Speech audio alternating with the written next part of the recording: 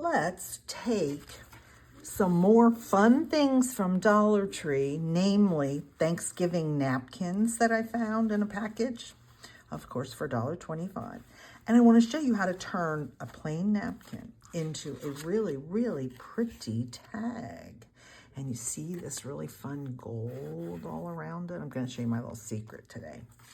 Obviously, you need to get a napkin. And in case you've never worked with napkins, napkins have, they're sometimes 2-ply, 3-ply. Really good ones are usually 3-ply. These are cheap. They're from Dollar Tree. They're 1-ply. And you see right, oh my gosh, look how easy that was because I already started it. See how you pull that? So you want to pull this part of the napkin away and you want to just, this is the part that we want to use. So I've already done that on this one. And I'm gonna use a smaller tag this time because I thought I would just show you how to do that. And the simplest thing is let's just trim this down a little bit. Now there's a whole other technique that I should make a video on of making large sheets of like paper, making paper napkins into paper. That's not what we're doing today. Today we are just going to cover a tag. And so I've just cut it a little bit smaller, right? It'll just make it easier to handle, manage. So I don't even need all of that, right? Okay. It's gonna look really pretty in our praise, our autumn praise journal that we have been working on. So basically I'm gonna use glue. I'm just going to use glue. And here we go again. I didn't have a piece of paper. Keep getting glue all over everything. Basically glue your whole napkin, put lots of nice glue on it, okay? You're gonna put lots of nice glue on your tag. And we're going to lay the napkin on there and put what design we want right on it.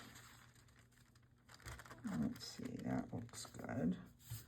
Obviously smooth it out and use a bone folder or something to smooth. Oh, see, and there's an example of why you have to be really careful. I already just ripped it. Oh, okay.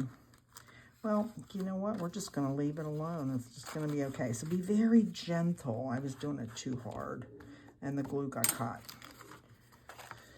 And then obviously we're going to trim it. And I've talked to you about buying tags in bulk.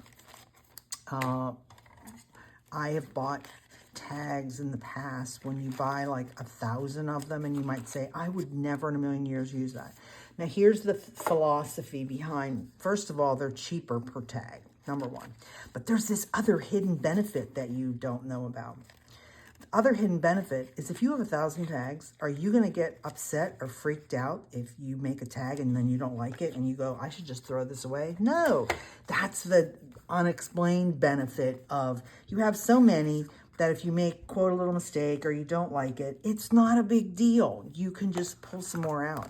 So I will list again where I buy my tags in bulk. I buy them from Express X PRESS tags. I'll put that in the description. And I think you'll be really happy when you, this one's too big, you know what, when you look at the price tag. So this is a number 6 tag. It's much smaller. This is a number 8 tag. And then I also have number 12 tags. And the bigger they get, the less you buy in bulk from them, but you still get a great price. Okay. So I put the hole back in there and that worked.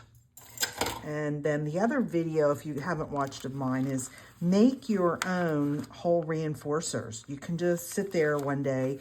You buy a pack. I got a whole pack like this on flat paper from Amazon. And I make beige ones and white ones, and you can make colored ones. My girlfriends one day sat there and made like all different colors. So you have a whole sheet of colored ones, which is really kind of fun. So you make them in advance with your, with ink and some stamps. So there, I have a whole video on how to do that. So go look up that video, okay? Now, the secret, what is Diane's secret? It's really not a secret, but I'm gonna pretend it is. This is inexpensive Liquitex Basics paint you can get online, obviously. This is very, very old, but here's my little secret. It's a secret technique. It's a Diane technique. So you see how I have this gold edging on here? It just sets this apart, right? It makes it slightly different. Well, how do you do that? Now, here's how Diane does it. And you know what? I didn't get a baby one. Oh, I do have some, because I'm going to need some for my fingers the minute I show you how to do this. Let me get a baby wipe out so it's ready. Okay. Basically, what I do, oh, it's already come out, is I squirt a little bit on my finger. See? Just a little tiny bit. And here's what you do. You just kind of apply it to the edge like that. Okay? And so you want it to be kind of puffy, and you don't want it to be super thin. You want some of it. Do you see that? How I'm putting that on like that? There we go. So you're going to get it basically all off of your finger. Just get a little bit more to get the other side. Now you can do this with white paint. You can do it with black paint. You can do it with anything. There's something about the gold. It just, well, obviously it's gold. It sets it off and makes it just really fun. So you use very, very little. It's just an edging.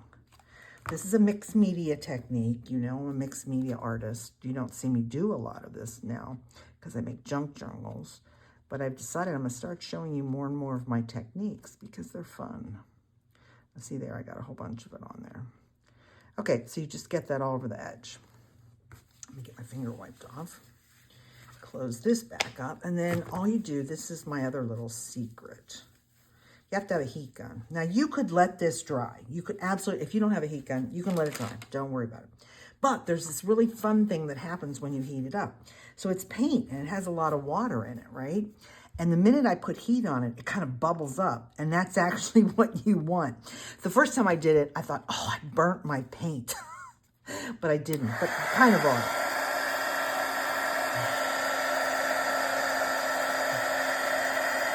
You got to keep your fingers away from the heat because it gets real hot.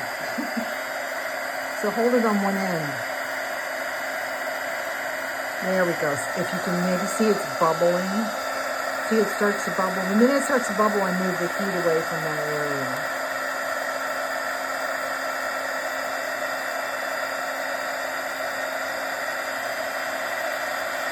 There we go. Nice big bubbles.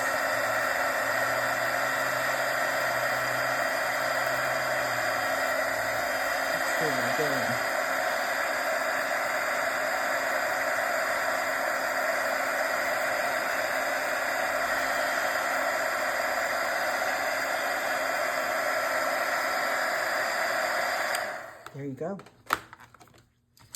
Now, what I've done is I've kind of dried the top of it, but it didn't dry inside if there's a, thicker area. So you still want to be cautious with it. Let's put it that way. Okay.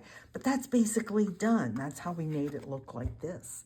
And then we just tie some really fun fabrics. So, yeah, a lot of fibers. I said fabrics. Tie fibers. Now, the thing is, a lot of people ask me, well, where did you get that? Where do I get all those fun fibers? Here's the trick. I've been collecting them for 20 years. So some of the ones that I have, you're never going to find again. They're yarn or they were fibers. And I store mine on cards. I buy a big sheet of like 24 by 36 of that foam board. You can get it at Dollar Tree now. And I take them off the skein or the ball or whatever, and I wrap them on here. Because that way, if you look at this from the side, right? Now, these are all my browns and greens. They're all together, and I get to see them all. If you leave them in balls, or you leave them in other places, I just realized I can't find what I'm really looking for.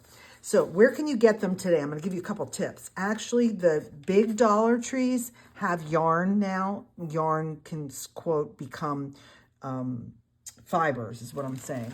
So like, here's an example. I just got this one from Dollar Tree, okay? And if you look at it real close, it's really pretty. I mean, I don't knit or crochet or do any of that. To me, this is just fibers, okay? So I just got this for $1.25.